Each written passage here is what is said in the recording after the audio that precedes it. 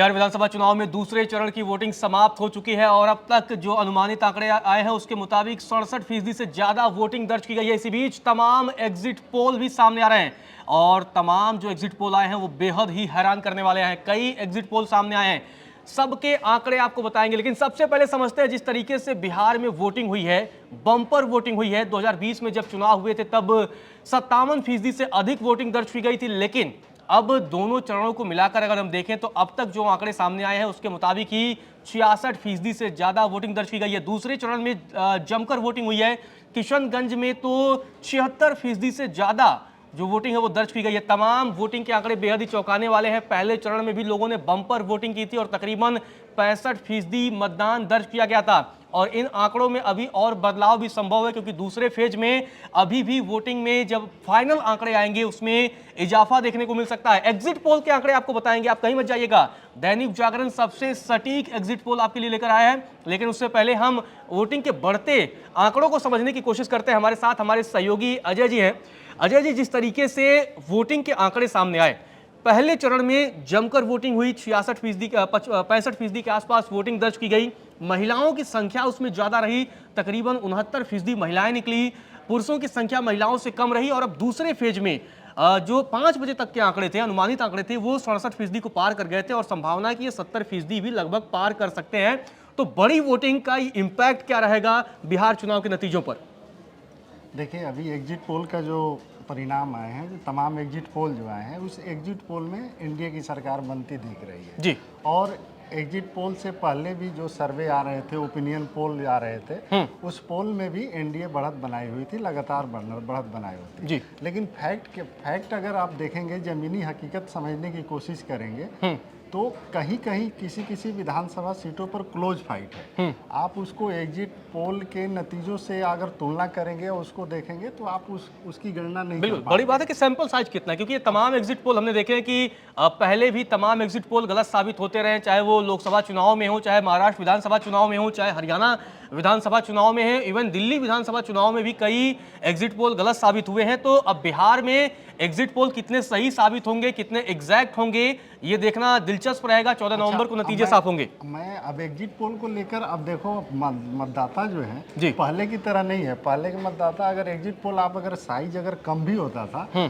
तो बताता था कि ठीक है, हमने किसको मतदान किया है, लेकिन अब ऐसा नहीं है। मतदान किसी को करके आ रहा है, वोट किसी को करके आ रहा है, किसी और को बता रहा है। अभी मैं आपको उदाहरण के तौर पर, मैं भी बिहार से हूँ और हमारे लगातार जो है फोन पे कॉल आ रहे हैं, लगातार कॉल रहे हैं कि आपने किसको वोट किया, मतलब ये करने के लिए। तो आप इस तरह के सर्वे में अगर आप देखेंगे तो लोग बहुत चालाकी से वोट किसी को कर रहे हैं, पसंद किसी को कर रहे हैं, लेकिन वोट मतदान कहीं और करके आ रहे हैं। सबसे पहले साइज देखना होगा कि आपके साइज कितना है, कि आप और उस सैंपल साइज में कितने लोगों ने ईमानदारी से जवाब दिया। अब जैसे आजकल के लोग इतने होशियार हो गए, पता है कि आप बीजेपी वाले तो कह देंगे हमने बीजेपी को वोट किया, पता लग गया आप नए नवेली जनसुराज वाले तो कह देंगे हम जनसुराज वाले हैं, प्रशांत को हम पसंद करते हैं, कोई कह देगा हम तो पुराने कांग्रेसी हैं। मतलब ये लोग देख करके बताते हैं कि हम किसके वाले हैं। सबसे बड़ी बात है कि इस पूरे मतलब बिहार विधानसभा चुनाव 2025 का ये चुनाव है जी, ये मतदान प्रतिशत पर आप गौर करिए, ये लोकतंत्र की जीत है। बिल्कुल। आप 70% मतदान होना ये बहुत बड़ी बात है विधानसभा सीटों को लेकर।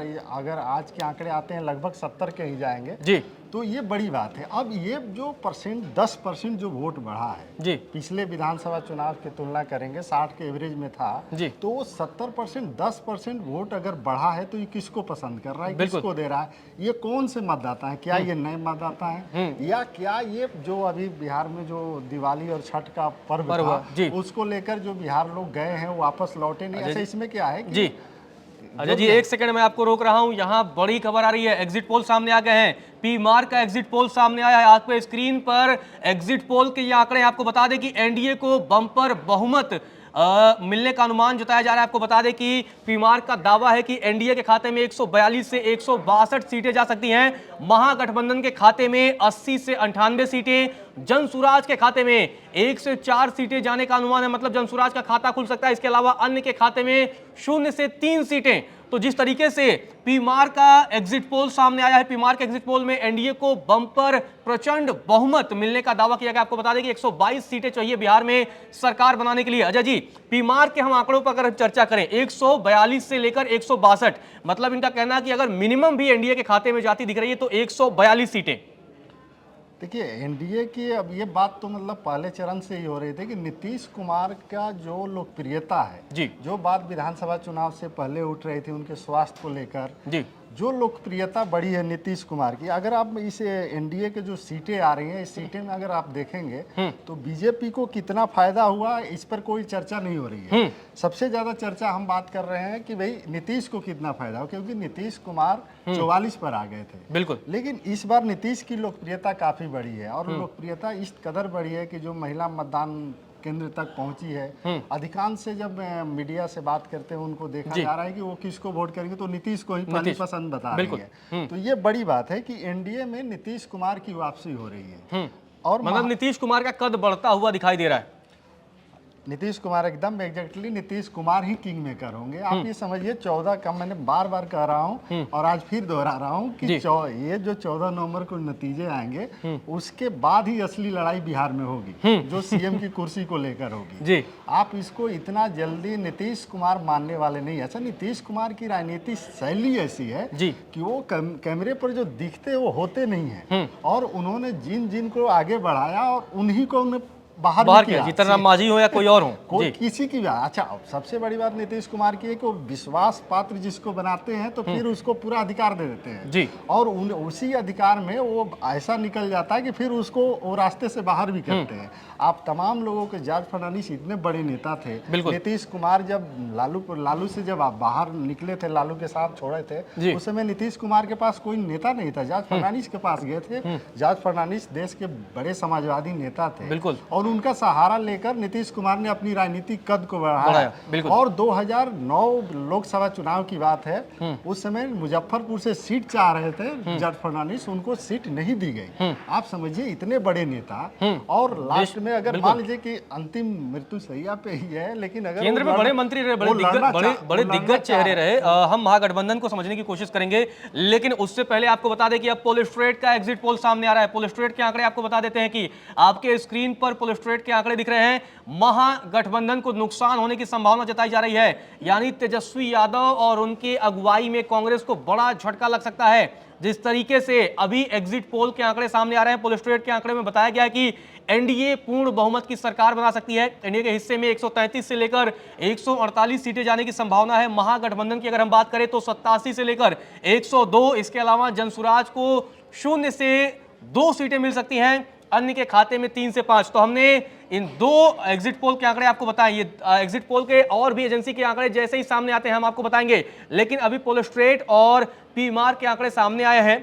पोलिस्ट्रेट की अगर हम चर्चा करें, दोनों आंकड़ों की, पोलिस्ट्रेट और पीमार की, जिस तरीके से महागठबंधन को नुकसान होता दिखाया जा रहा है सीटों के मामले में, क्योंकि जब पिछली बार 2020 में फाइट हुई थी अजय जी, बहुत तगड़ी फाइट थी, नेक टू नेक फाइट थी, महज 11,500 वोटों का डिफरेंस था। लेकिन अब महागठबंधन के लिए बड़े झटके के तौर पर देखा जा रहा है, वो भी तब जब तेजस्वी यादव ने अपने सारे पत्ते खोल दिए थे, सारे तुरुप के चुनावी मैदान में उन्होंने झोंक दिए थे।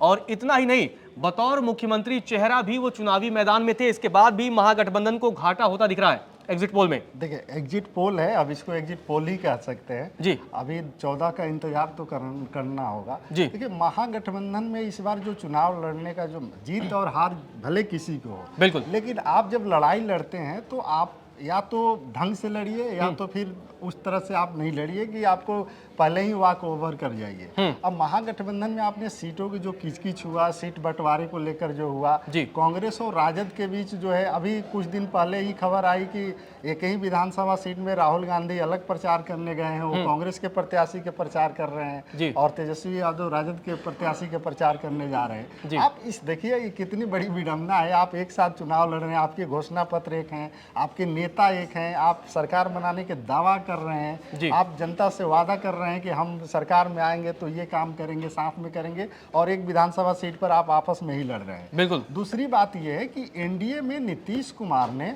इस बार पिछली बार जो जेडीयू के साथ हुआ था वो भूल करने की कोशिश नहीं की है। पूरी कमांड अपने हाथ में ले रखी है। नीतीश कुमार पिछली बार आरसीपी सिंह उनके साथ थे, आरसीपी सिंह को पूरी कमांड दे रखी थी। टिकट बंटवारे से लेकर और सीट बंटवारे में जो कुछ भी रणनीति तय करनी थी आरसीपी सिंह किया करते थे। लेकिन इस बार नीतीश कुमार जिस दिन एनडीए में सीटों का बंटवारा हुआ कि 101 सीटों पर चुनाव लड़ेंगे, उसी रात में खबर आई कि नीतीश कुमार अपने हाथ में पूरी कमांड ले लिए और चिराग पासवान को जो सीटें दी गई थी, ऐसी ऐसी सीटें जेडीयू के खाते वाली दी गई थी जो जेडीयू का कोर वोटर रहा है और 2095 से मतलब लगातार वोट करता रहा, जेडीयू को जिताता रहा है जी। तो नीतीश कुमार ने अपने हाथ में कमांड ले रखी थी और नीतीश कुमार एक प्रत्याशियों से जानकारी ले रहे हैं, फीडबैक ले रहे हैं। आप ये देखिए, कोई एक नेता नहीं है जो सड़क मार्ग से चुनावी सभा को संबोधित किया हो। तो अजय जी, मैं आपको रोक रहा हूं, ये बड़ी खबर अब सामने आ रही। चाणक्य एग्जिट पोल सामने आ गया है।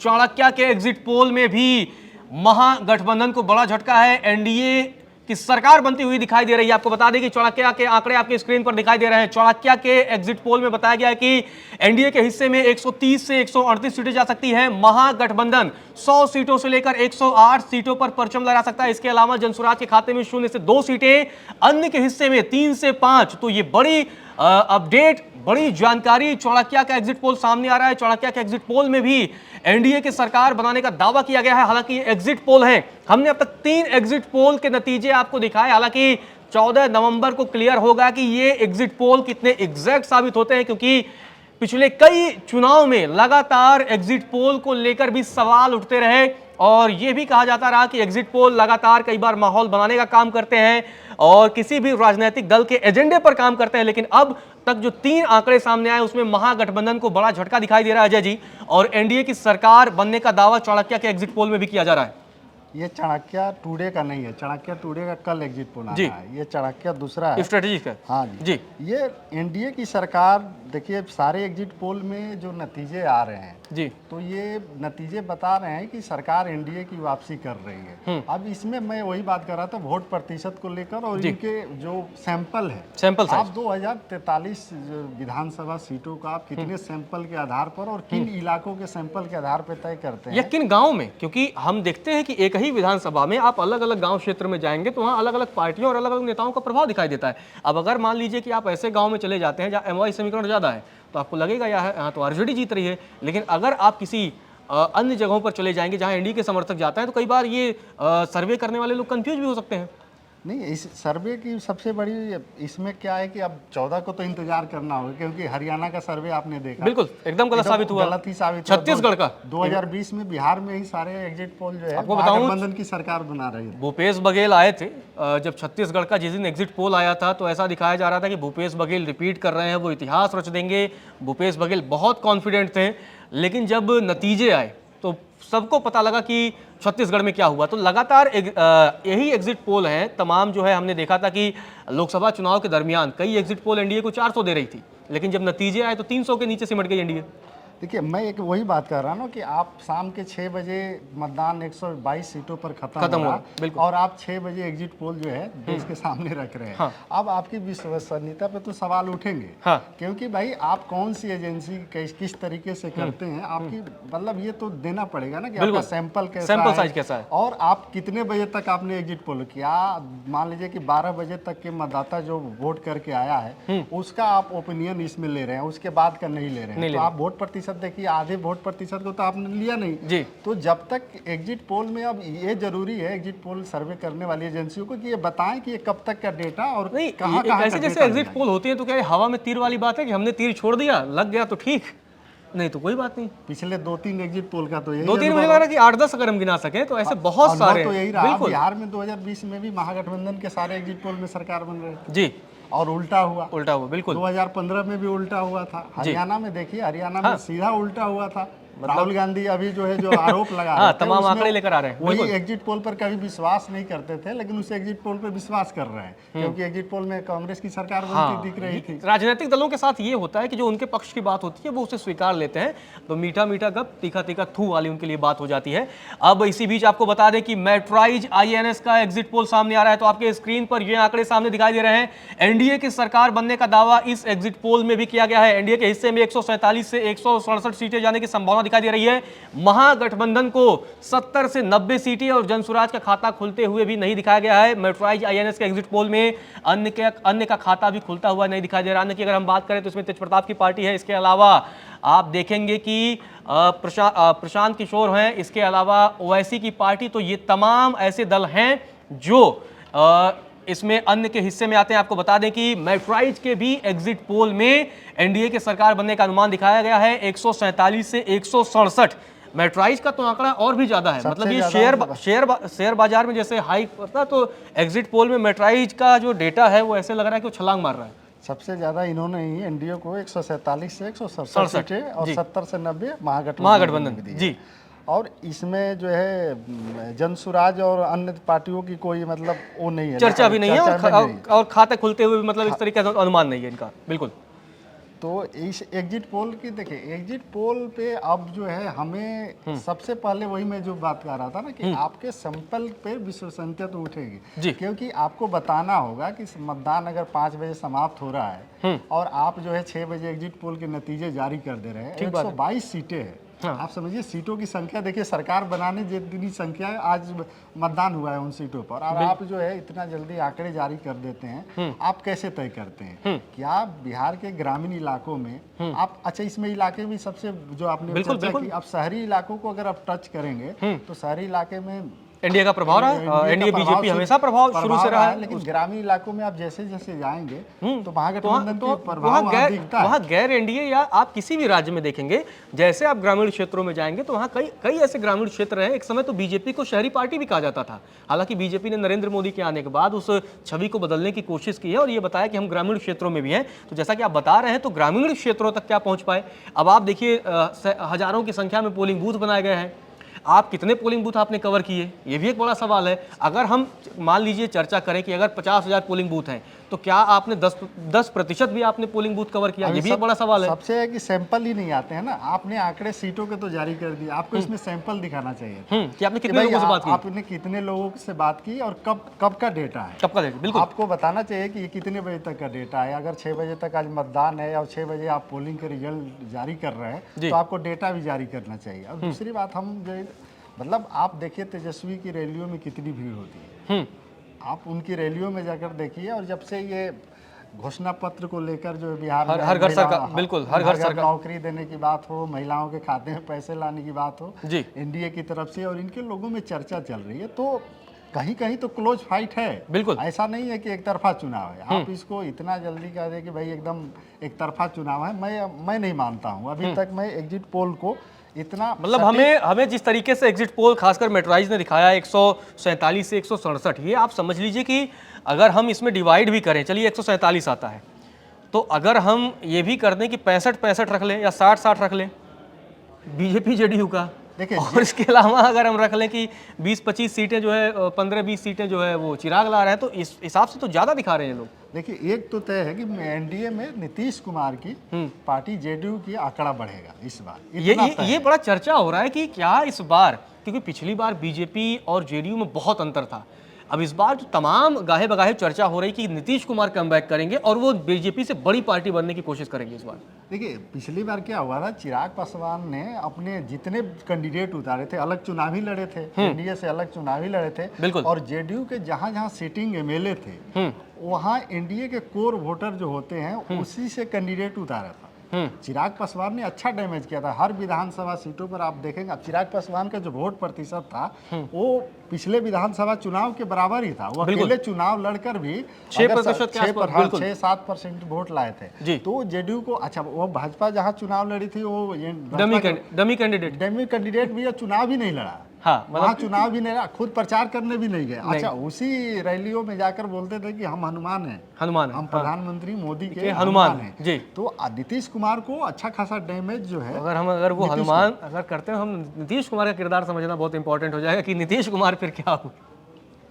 लेकिन अब हम जेवीसी की तरफ चलते हैं। जेवीसी का एग्जिट पोल सामने आ रहा है, जेवीसी के आंकड़े सामने आ चुके हैं। आपको बता दें कि इसमें भी एनडीए को बहुमत मिलता हुआ दिखाया गया है। तो ये बड़ा अपडेट जेवीसी का एग्जिट पोल आपके स्क्रीन पर दिख रहा है। आपको बता दें कि एनडीए को 135 से 150 सीटें मिलने का अनुमान जताया गया है। महागठबंधन के हिस्से में आप देखेंगे कि 80 से लेकर 103 सीटें और जन स्वराज के हिस्से में 0 से 2 सीटें जाने का अनुमान है। इसके अलावा अन्य के हिस्से में 3 से 6 सीटें जा सकती है। तो जिस तरीके से अब हम जेवीसी की भी बात करें, हम क्या समझे, मुद्दे क्या रहे। जैसे पहले चरण का जो आंकड़ा अजय जी सामने आया, उसमें महिलाओं ने बढ़ चढ़कर हिस्सा लिया।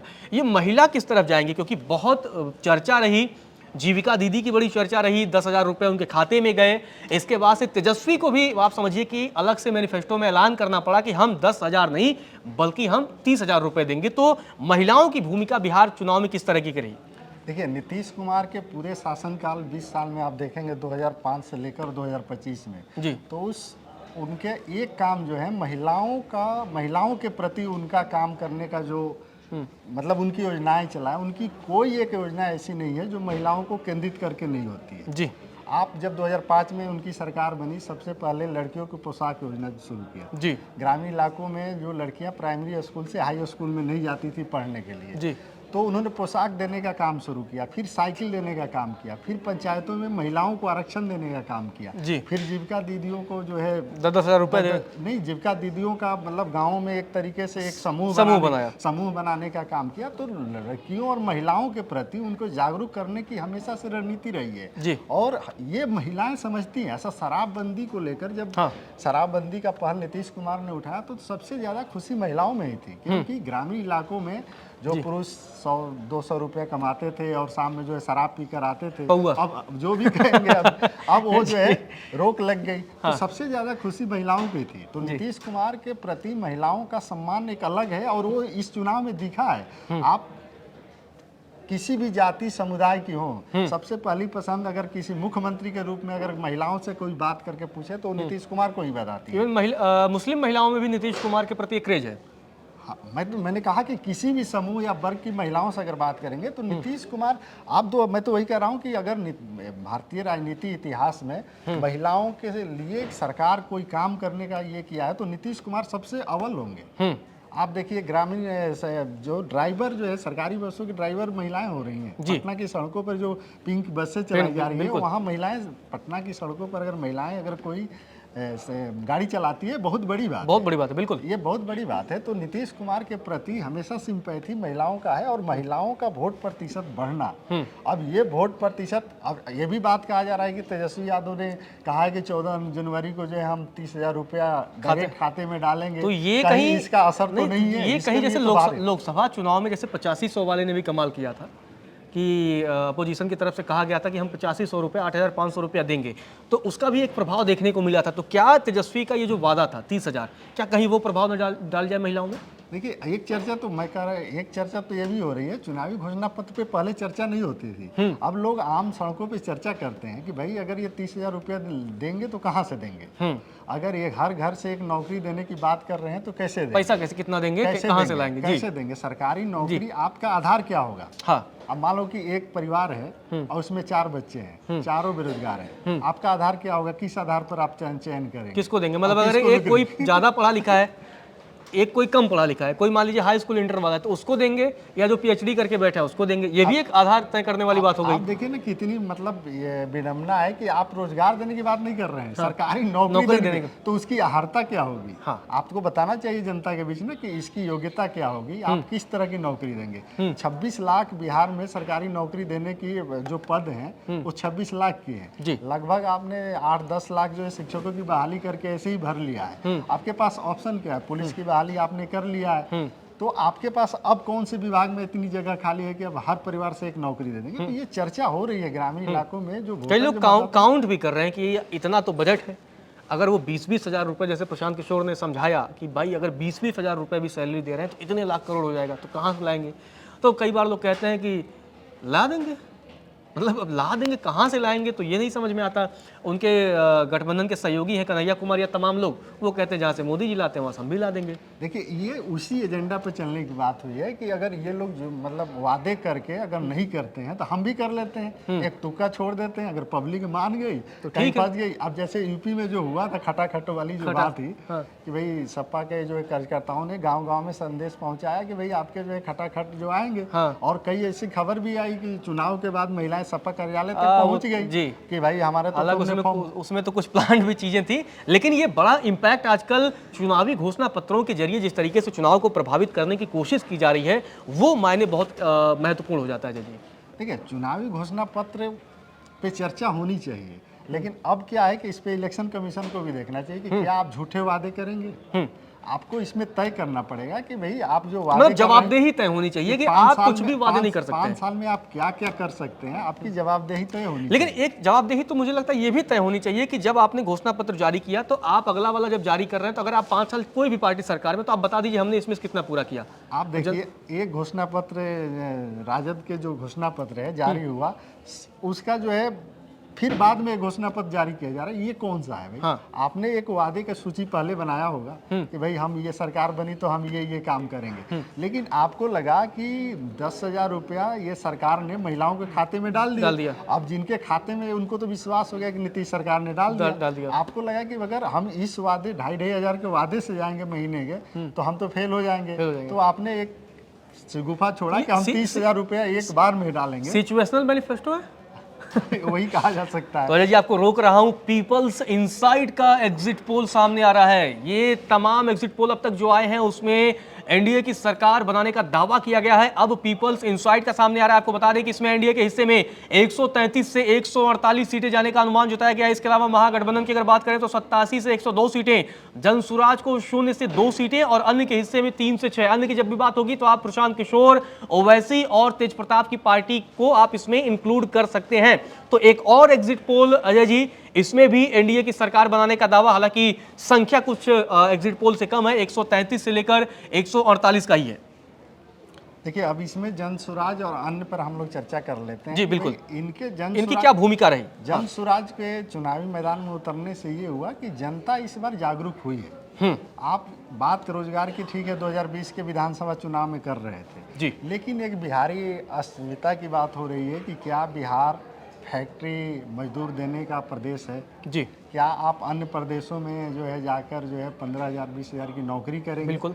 तो इस पे चर्चा अब हो रही है और कई लोग इस बात को मान रहे हैं कि अब जो है हमें एक जनसुराज जो है एक फैक्टर के रूप में हमें चाहिए, विकल्प के रूप में।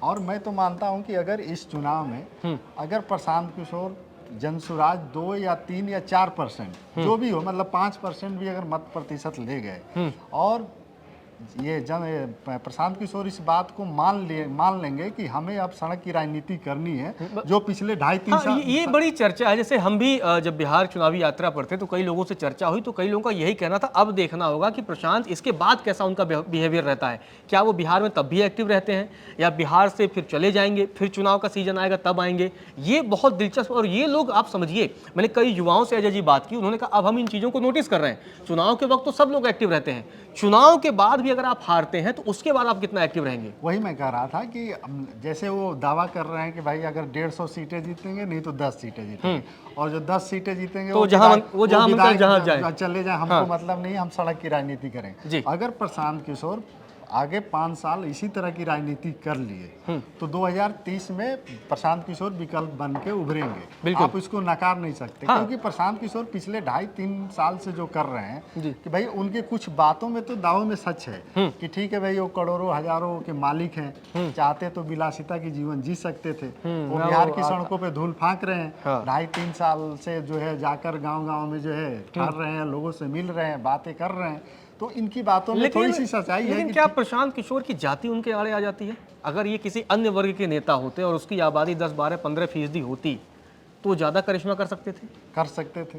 बिहार में जाति के अलावा है क्या? जाति है, जाति थी, जाति ही रहेगी। जाति है, जाति नहीं। हाँ, जाति ही नहीं है, जाति जाएगी नहीं बिहार से। सबसे दिक्कत यहाँ यही है कि लोग अपनी जाति की अस्मिता से इतने जुड़े हुए हैं कि रोटी को पीछे कर देते हैं। उनके सामने दो रोटी हो और एक जाति की बात हो तो जाति को सामने खड़े हो जाएंगे, दो रोटी की बात नहीं करेंगे। तो दिक्कत इस बात की है, आपको समझना पड़ेगा कि अगर 75 साल आज़ादी मिलने के बाद अगर बीमारू राज्य जो प्रदेश बने थे, मध्य प्रदेश, राजस्थान और उत्तर प्रदेश और बिहार, बिल्कुल, तो बाकी के प्रदेश के बारे में चर्चा इस तरह की क्यों नहीं होती है? क्या वहाँ के लोगों ने इस तरह की सोच रखी कि हमारे लिए जाति महत्वपूर्ण है? आम जनमानस की भी भूमिका बहुत अहम हो जाती है, क्योंकि देश के जो तमाम राज्य हैं, चाहे वो प्रशांत किशोर को लेकर इस तरह की बातें चल रही है कि जो महागठबंधन के कोर वोटर हैं वो बोलते हैं अरे यार ये तो बीजेपी से मिले हुए हैं, ये जाति के ब्राह्मण है, ये आए हैं बस हमारे वोट काटेंगे और बीजेपी को फायदा पहुंचाएंगे। बीजेपी का कोर वोटर कह रहा है कि अरे यार हम ये तो हमारा नुकसान करेंगे, हमारा नुकसान करेंगे, ये तो महागठबंधन को, मतलब आप समझिए कि विकल्प के तौर पे गया है बंदा, अगर उसकी बातों में कह रहा है कि विकल्प दे रहा है तो आप उस विकल्प पर पॉजिटिव चर्चा न करके उसकी निगेटिव पक्ष को देख रहे हैं। सबसे बड़ी बात यह है कि आप निगेटिव पक्ष को देख रहे हैं, आप उसकी पॉजिटिव पे बात ही नहीं कर रहे हैं। तो वही मैं कह रहा था कि अगर प्रशांत किशोर पिछले ये चुनाव को भूल जाएं कि हमने क्या लड़ा नहीं लड़ा, वो गांव की गलियों में, बच्चों तक, युवाओं में, बुजुर्गों में, सब में ये बात पहुंचा चुके हैं कि हम प्रशांत किशोर बिहार में एक बदलाव का संकेत लेकर आए हैं। और अगर ये 5 साल तक जो भी सरकार बने उस सरकार के खिलाफ सड़कों पे उतर गए और जिस तरीके से ये भ्रष्टाचार और जिस तरह की बात कर रहे हैं अगर करते रहे तो 2030 में विकल्प बनेंगे, इसमें कोई दो राय नहीं है। चलिए, अब बड़ी खबर आ रही है, पोल्स ऑफ पोल का एग्जिट सामने आ रहा है। आपको बता दें कि पोल्स ऑफ पोल्स में एनडीए को बड़ी बहुमत मिलने का अनुमान जताया गया है। एनडीए के हिस्से में 138 से लेकर 155 सीटें जाने की संभावना दिखाई जा रही है। इसके अलावा महागठबंधन के हिस्से में 82 से 98 और जन स्वराज के हिस्से में 0 से 2, इसके अलावा अन्य के हिस्से में 3 से 7 सीटें। तो आपके स्क्रीन पर ये आंकड़े दिख रहे हैं, पोल्स ऑफ पोल्स के आंकड़े हैं। एनडीए की सरकार बनाने का दावा किया जा रहा है एग्जिट पोल में। महागठबंधन के लिए बड़ा झटका और जनसुराज के लिए भी, क्योंकि लगातार प्रशांत किशोर एक्टिव थे। अब हम अगर समझने की कोशिश करें, तेज प्रताप की भूमिका क्या रही इस पूरे चुनाव में? देखिए, तेज प्रताप की भूमिका महुआ में मैं आपसे ही चर्चा कर रहा था पहले कि लालू यादव का बड़ा बेटा है तेज प्रताप, और लालू यादव इतना जल्दी नहीं भूल जाएंगे तेज प्रताप को। मैंने कहा था कि चुनाव से 1-2 दिन पहले अपने जो उनके कोर वोटर है संदेश देंगे कि भैया शिफ्ट हो जाओ, और उनका हुआ यही हुआ है। वहाँ का राजद कैंडिडेट लोग बात कर रहे हैं कि वो लड़ाई से बाहर है।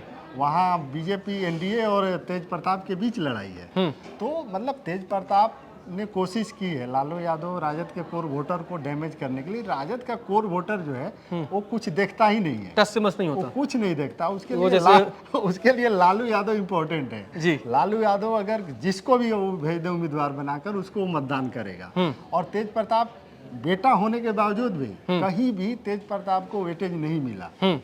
ये जरूर है कि विपक्ष, बीजेपी या जो इनके समर्थक हैं तेज प्रताप को गाय बगाए आगे बढ़ाने की कोशिश करने की बात कर रहे हैं कि ये कर लेंगे। रवि किशन साथ में बयान भी दे रहे थे, लेकिन तेज प्रताप ने कोई लालू यादव को उस तरह से डैमेज नहीं कर पाएंगे।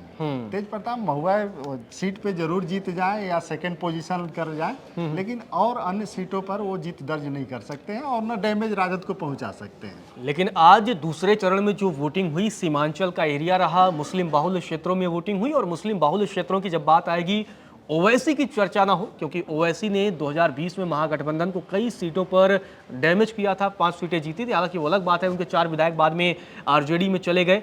तो ओवैसी फैक्टर क्या रहा इस बार? देखिए, अभी तो ये आज मतदानी आंकड़े समझना पड़ेगा, लेकिन ओवैसी की काट के लिए इस बार ना महागठबंधन ने भी तैयारी की थी। आप देखिए, कैरेना की सांसद हैं इकरा हसन, नौजवान हैं और इनकी जो है चर्चा रहती है, इनको युवाओं में बड़ी लोकप्रियता है। गलियों में सीमांचल में उतारा गया और ये बोल रहे हैं कि आप जो है इधर उधर की बात मत करो, इधर उधर मत देखो, यहाँ हम जो है सरकार बदलने के लिए आए हैं। आप 1-2 विधायक जिताकर आप बहुत तीर नहीं मार लेंगे। पिछली बार विधानसभा चुनाव में आपने जिताकर क्या कर लिया?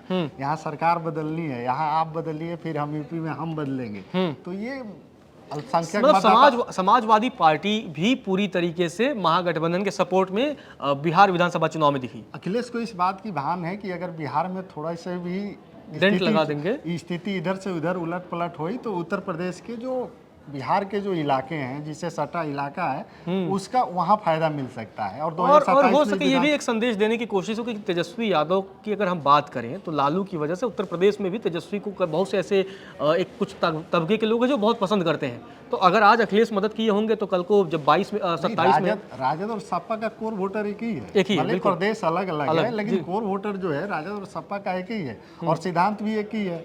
आप दोनों को अलग नहीं कर सकते हैं। ये मतलब समाजवादी आंदोलन के निकले हुए लोग हैं तो इनके जो मुद्दे होते हैं ये एक ही है। ऐसा नहीं है कि राजद का वोटर जो है कुछ और सोचता है, समाजवादी पार्टी का वोटर कुछ और सोचता है जी। तो अखिलेश यादव चूंकि अब लालू यादव के बहुत करीबी भी हो चुके हैं, तेजस्वी यादव के भी करीबी, तो ये इनको लग रहा है कि अगर इस विधानसभा चुनाव में अगर थोड़ी सी भी सत्ता इधर से उधर हुई तो फिर 2027 में हमें फायदा मिलेगा। और खासकर जो पूर्वांचल का इलाका है, जो बिहार से सटा हुआ इलाका है, आप गोरखपुर से लेकर और देवरिया, कुशीनगर, बनारस, मऊ, आजमगढ़, बलिया, ये तमाम क्षेत्र हैं जहां पर इलाकों में अच्छा अखिलेश यादव जो है पीडीए का नारा वहां भी लगा रहे हैं। बिहार में पीडीए नहीं चलता है, बिहार में ये जाकर पीडीए का नारा लगा रहे हैं कि देखो हम लोकसभा चुनाव में पिछड़ा दलित हालांकि वही है उनका। कई बार पीडीए जो है वो अगड़ा भी हो जाता है, आदिवासी भी हो जाता है। वो अखिलेश का पीडीए में ए वाला फॉर्मूला बदलता रहता है कई बार।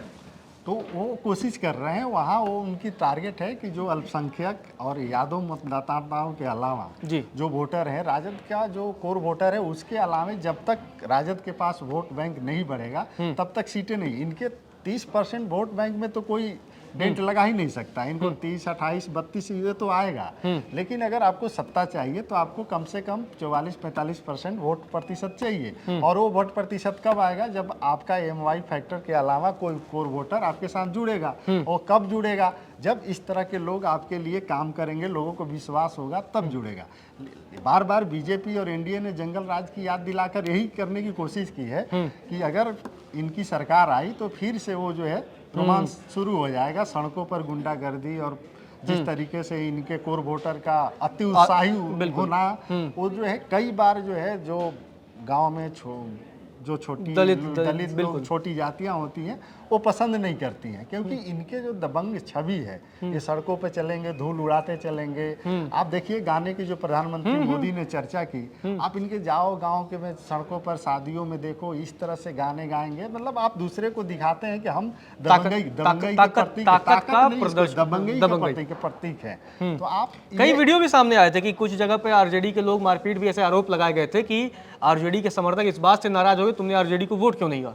तो कई बार ये आरजेडी को नुकसान पहुंचा जाता है। हाँ, तेजस्वी यादव ने कोशिश की है कि नहीं, हम इस तरह के समर्थकों को हम नहीं पसंद करते हैं, लेकिन इनके कोर वोटर में ही दिक्कत है। तो अजय जी, आपका हमारे साथ जुड़ने के लिए बहुत बहुत धन्यवाद। तो ये तमाम एग्जिट पोल के आंकड़े आपने देखे हैं। अब जनता डिसाइड करेगी कि आखिर 14 तारीख को कौन जीत रहा है। बिहार में क्या तेजस्वी यादव की सरकार बनेगी या फिर से नीतीश कुमार रिपीट करेंगे। 14 नवंबर को सटीक और एकदम सही अपडेट के लिए आप देखते रहिएगा दैनिक जागरण। और दैनिक जागरण पर सुबह से लगातार महा कवरेज होगी, नतीजे लाइव दिखाए जाएंगे। और इसके अलावा आपको जिस विधानसभा की जानकारी चाहिएगा वो आप हमें कमेंट करिएगा। उसके बाद हम 14 नवंबर को आप तक उस विधानसभा के बारे में भी पूरी अपडेट देंगे। फिलहाल के लिए इतना ही।